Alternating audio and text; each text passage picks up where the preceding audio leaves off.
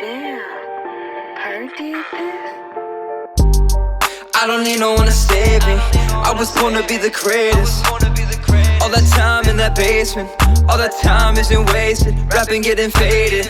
I just wanna tell my mom that I made it. Just wanna be the topic of the conversation. Used to rock the gold plated. Now I'm wearing gold chains like I'm famous. As far as when women are concerned, it's the fact that we as men are more desirable. We're more desirable, period. Like, a lot of these women think that having these attitudes and having to be strong and being pushy, like, no, men don't like that. That's a huge turnoff. Very, very huge turnoff. Let's see here. And and the thing is that when it comes to the femininity and pick me's and all that, I never understood what's the point of what's the point of actually like, is that supposed to be offensive for someone to be a pick me? Shouldn't you want to be chosen? I just don't understand that. I just don't understand what's the problem in that. And so the thing is that it's this cycle that's gonna keep going on and on, where these westernized women just think like they're strong and I can do bad all by myself. Yeah, you're gonna do bad all by yourself. You're definitely gonna do bad all by yourself. I think the most important, I think one of the most important things rather is that like, pay attention to what is actually going on, because I would say this: within like the next 15 to 20 years, a lot of the quality men are going to be out of here. And there's already a shortage of quality men already. So it's a problem. I wanted to mention this, and I mentioned this at the beginning of the stream.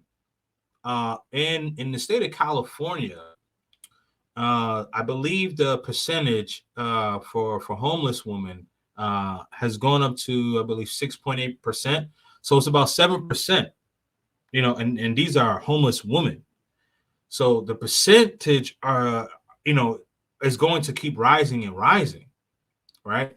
And so I believe that like 20 years, 15, 20 years from now, a lot of men are going to be getting their passports and leaving. Now, I know that there are some men who will stay, or maybe they can't leave for one reason or another. I completely do understand that. But a lot of these men that are leaving are men of quality. So there is that big misconception of like, oh, these guys are dusty, they don't have any resources and things like that.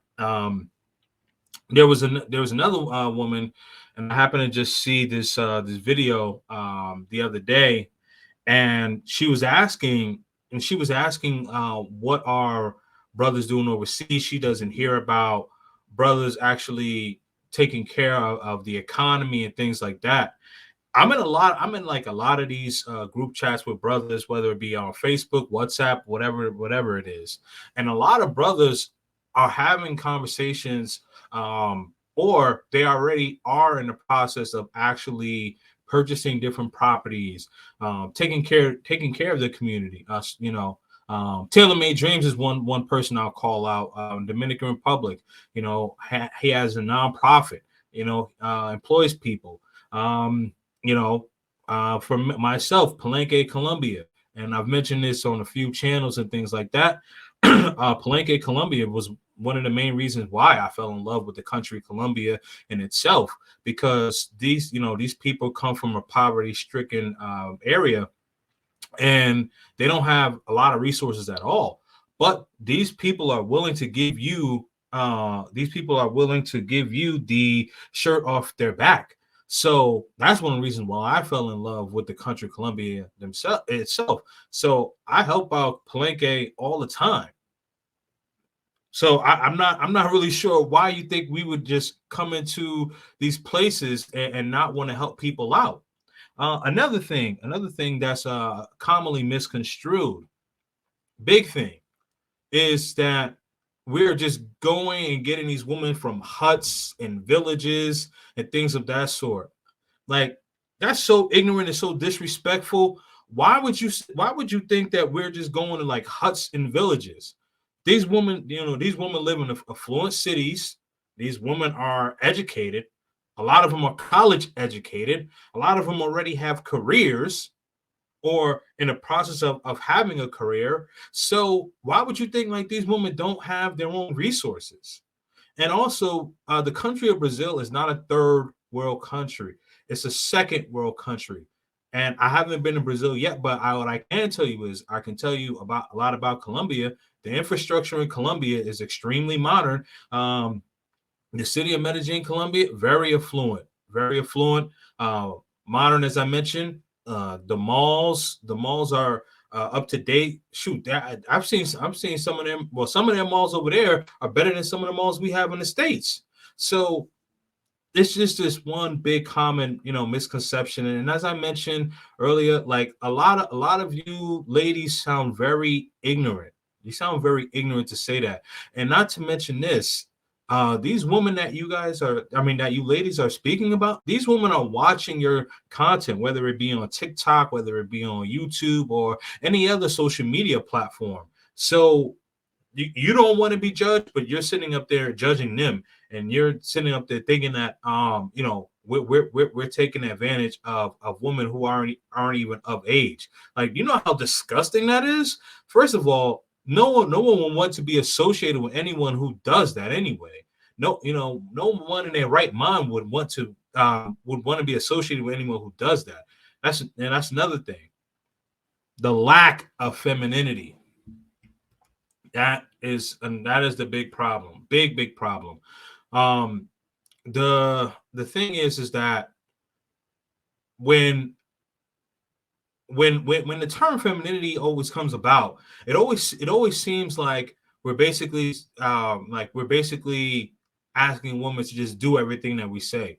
No, we're not saying to do everything that we say, but there is that leadership, and then there's a leadership factor. And when we go into these other countries, it's already expected for the man to be the leader. So we have no problem being a leader.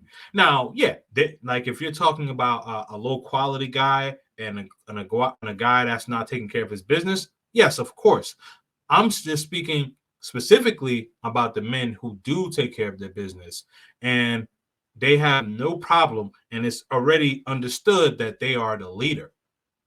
There's nothing wrong. There's nothing wrong with um, letting the man be the benefactor decision maker. Now, of course, we do value our woman's opinion. Of course, we want to hear what our woman has to say, because the thing is that it's going to affect both of us. And if we have kids or whatever the case is, it's going to affect everyone. So we definitely want to make sure that we get everyone's opinion. But you have to trust us to know that we are making the right decisions for the family, which is going to lead the family in a great or good direction. And the thing is that, like, a lot of these women in the West, they think that they don't have to compete. And what I mean by compete is like physically taking care of themselves. They don't they don't think that they have to compete. They don't think that they have to take care of themselves, which could be further from the truth. Like, if men are working and taking care of themselves, we want a woman that's going to take care of herself as well. We're not saying for a six pack abs, but we're not just saying like, oh, just take me as I am, or how they have these magazines for heavy set women, just love me and my curves. Like, no, no, no, no, no. They don't play that over there. Like, a lot of these women know, because there's so many beautiful women over there, and there's not that many high quality or high value men over there. They know like that they got to compete. So It's without question. Like, they do it without question. You don't have to ask them, or you don't have to say anything to them. Like, they know that they got to compete. That's the thing. They know that they got to compete, and they have no problem competing. They have no problem going to the gym. They have no problem exercising. They have no problem with, letting you be the leader. you know and the thing is that, yeah, like, I mean, at the end of the day, right, a woman's gonna be a woman, so there's gonna be disagreements and arguments and things like that, or whatever, difference of opinion. But the thing is that, like, it's not that clash and bumping heads as it is in the West, where a lot of men feel like that, right? And so the thing is that if we go over there to have peace of mind, what's the big problem?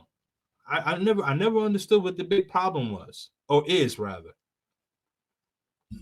Last thing I want to mention is the last thing I want to mention is the sorry, who is this?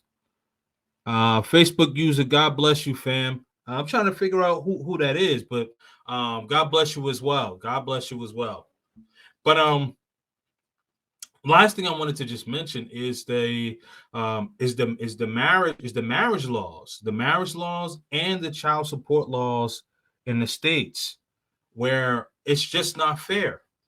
There was a story that came out about a brother. Um, he got, he basically, a woman basically put something, I guess, in his food and or drink, and took his reproductive things that he need, right? And so that he has, and she ended up having a baby, and so now he has to pay child support. And this man completely got taken advantage of, was nowhere in the know of what had happened, no consent to this or anything of that, and he has to pay child support.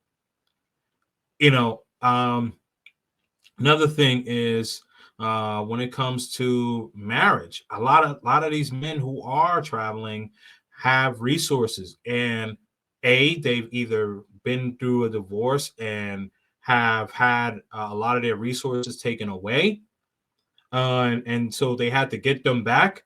So why would they want to get married a second and or third time, right? Or at least in the United States.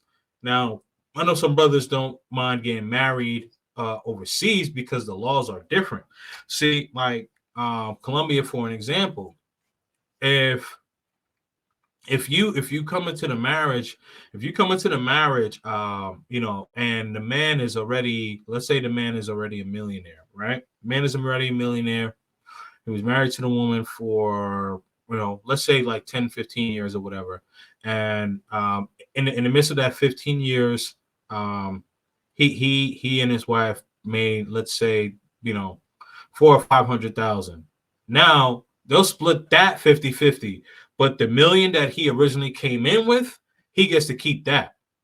So that's a better deal. Like, the thing is that in the West, it's such a bad deal for men. So we got to deal with, the headaches of, the combativeness, not wanting to listen, you know, your sisterhood giving you terrible advice, saying that basically, like, you don't need him, or whatever the case is, or why are you making this man a plate? Like, it's crazy.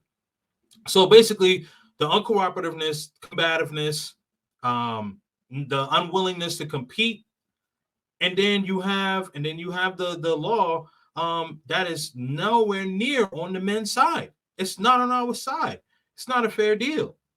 Not a fair deal for us. So the thing is, we have to deal with all of that, you know. Oh, and another thing I want to touch on is that, especially for the black men, in the States, when some places where we go, we feel that uncomfortableness because we are black. Over there, wherever we go, we're appreciated. So that's the thing. If we're able to go places where we are appreciated as opposed to just tolerated, why not take that? Um, you know, listen, just make sure that you guys are protecting your resources, and don't get, and don't get overwhelmed. Don't get overwhelmed when you see a beautiful woman. She has a beautiful body and things like that, and she's asking when you meet, well, when you are talking to her, and she asks if she could bring a friend or whatever the case is. That's definitely a red flag.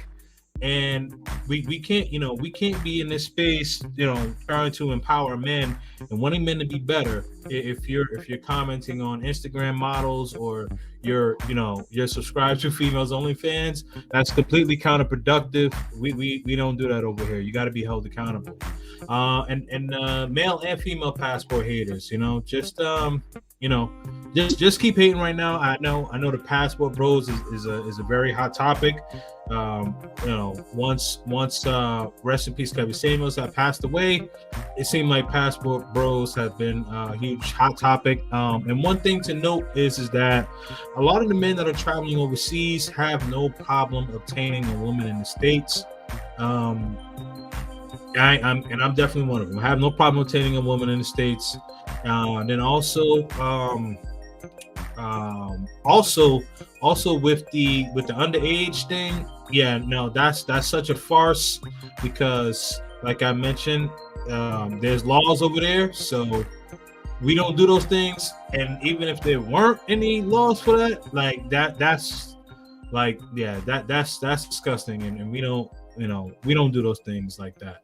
I definitely would not be associating any with anyone who would be doing something like that.